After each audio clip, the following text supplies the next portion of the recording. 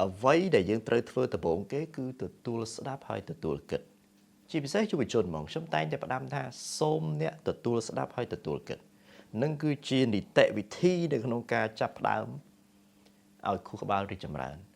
ឥឡូវខ្ញុំសួរញៀនទាំង5ប្រើដើម្បីអីញៀនទាំង5ឥឡូវខ្ញុំលើកតែ2មកដើម្បីស្រួលជជែកគ្នាភ្នែកសម្រាប់ទទួលព័ត៌មានយើងមើលឃើញអានឹងគឺជាព័ត៌មានណាមិនអញ្ចឹងទេតិចសម្រាប់ស្ដាប់សួរថាតិចស្ដាប់ទទួលបានព័ត៌មានភ្នែកទទួលបានព័ត៌មានដែលវាមើលឃើញហ្នឹងសួរថាពួកវានឹងបញ្ជូនទៅណាវាមិនបញ្ជូនទៅខួរក្បាលដើម្បីកាល់កាឡេដើម្បីវិភាគប៉ុន្តែជាអកុសលមនុស្សមួយចំនួនអត់កម្រើកខួរហ្នឹងណា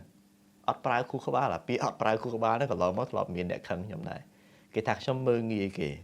ខ្ញុំមើលងាយមិនបើអ្នកឯងប្រើខួរក្បាលមែនអ្នកឯងប្រើត្រឹមតែភ្នែកប្រើត្រឹមតែតិចអត់ទេដើម្បីចាប់ផ្ដើមទទួលភាពរីកចម្រើនមនុស្សត្រូវតែទទួលស្ដាប់ហើយទទួលគិតនៅពេលដែលយើងមានទម្លាប់ទទួលស្ដាប់ទទួលគិតយើងនឹងមិនស្ដាប់ដើម្បីគ្រាន់តែតប